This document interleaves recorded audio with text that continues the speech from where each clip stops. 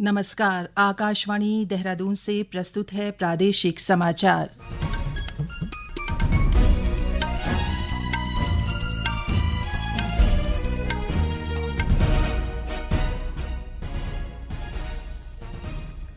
पहले मुख्य समाचार। भारत पाकिस्तान प्रायोजित आतंकवाद को बेनकाब करने के लिए विभिन्न देशों में बहुदलीय शिष्टमंडल भेजेगा।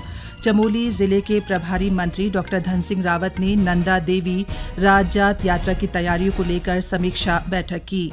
आधार प्रमाणीकरण लेनदेन की संख्या 1,50,00,000,000 से अधिक हुई और छठे राज्य वित्त आयोग के अध्यक्ष एन रविशंकर की अध्यक्षता में पौड़ी में नगर निगम, नगर पालिका परिषद और नगर पंचायतों के प्रतिनिधियों की बैठक आयोजित की गई।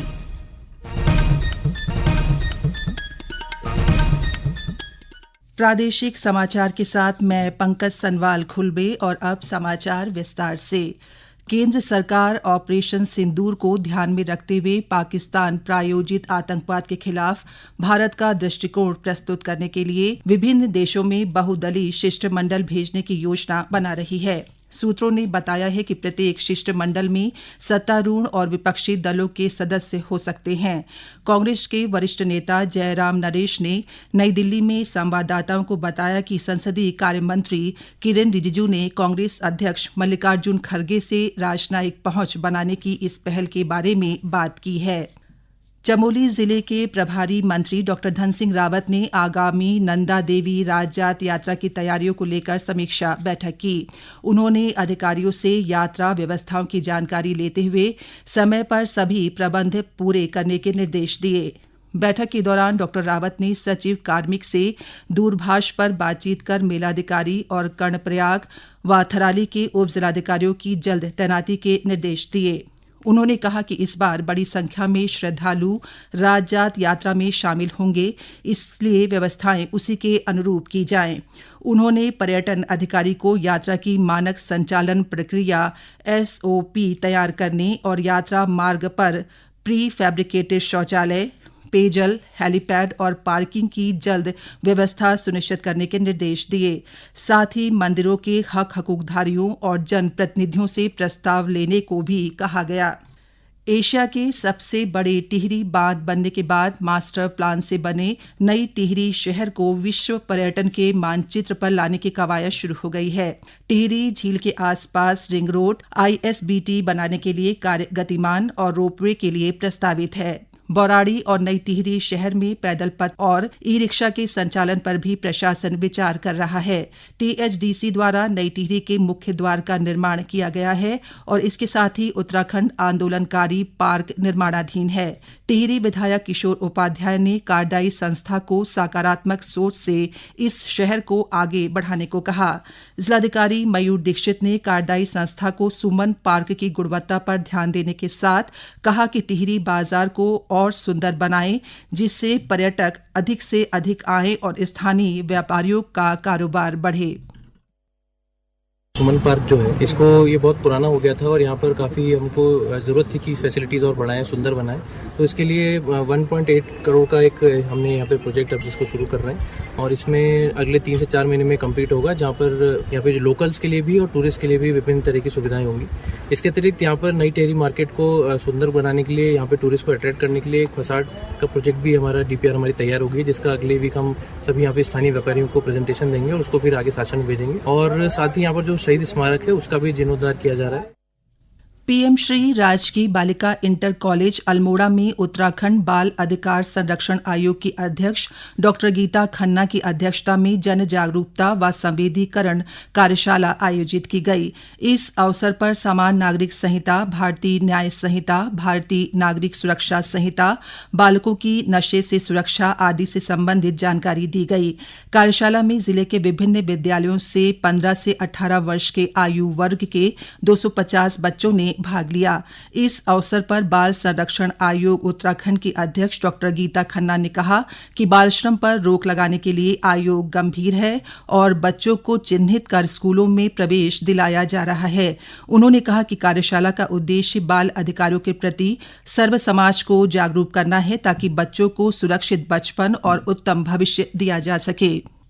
ये समाचार आकाशवाणी के देहरादून केंद्र से प्रसारित किए जा रहे हैं। ताज़ा समाचार के लिए आप हमारे सोशल मीडिया एक्स व Facebook page Akashvani news Uttarakhand को फॉलो कर सकते हैं।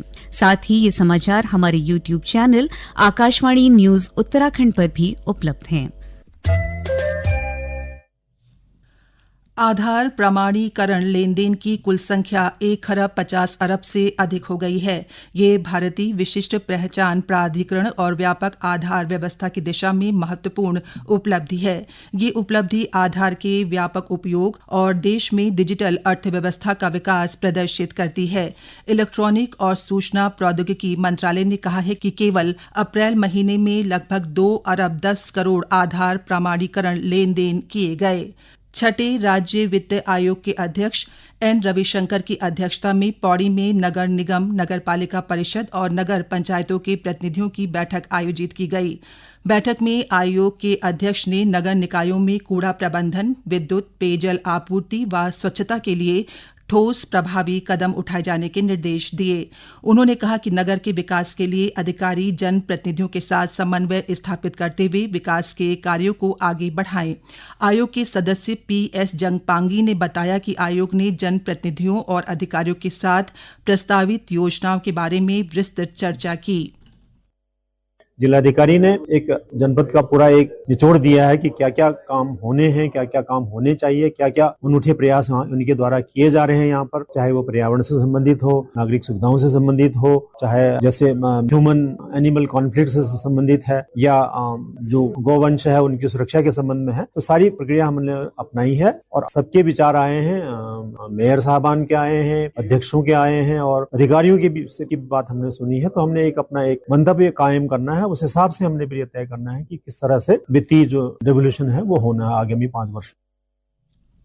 नगर निगम श्रीनगर के पार्षद पंकज कुमार सती ने कहा कि नगर निगम श्रीनगर में 6वें वित्त आयोग का कुल बजट 3 करोड़ है।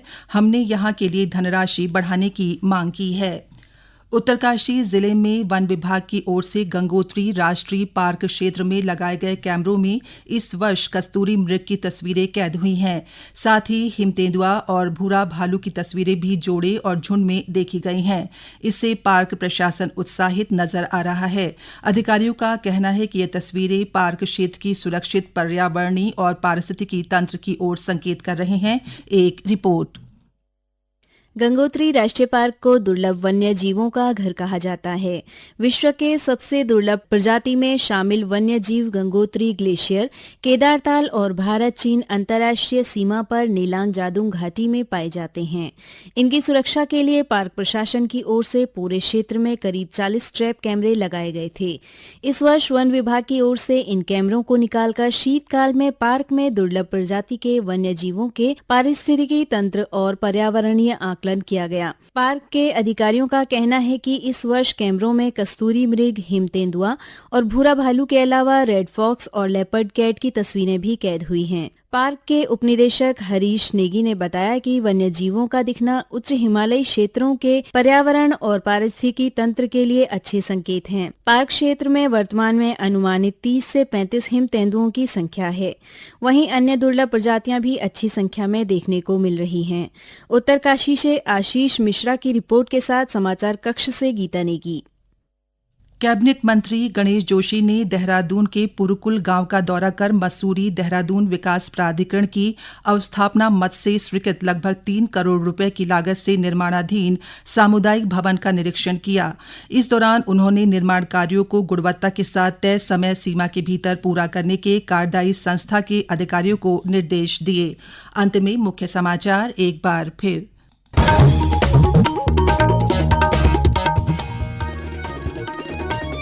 भारत पाकिस्तान प्रायोजित आतंकवाद को बेनकाब करने के लिए विभिन्न देशों में बहुदलीय शिष्टमंडल भेजेगा। चमोली जिले के प्रभारी मंत्री डॉ धन सिंह रावत ने नंदा देवी राजजात यात्रा की तैयारियों को लेकर समीक्षा बैठक की। आधार प्रमाणीकरण लेनदेन की संख्या 1,50,00,000,000 से अधिक हुई और छठे राज्य वित्त आयोग के अध्यक्ष एन रविशंकर की अध्यक्षता में पौड़ी में नगर निगम, नगर पालिका परिषद और नगर पंचायतों के प्रतिनिधियों की बैठक आयोजित की गई। गई। इसके साथ ही प्रादेशिक समाचार का ये अंक समाप्त हुआ। अगला समाचार बुलेटिन शाम 6:30 बजे प्रसारित किया जाएगा। नमस्कार।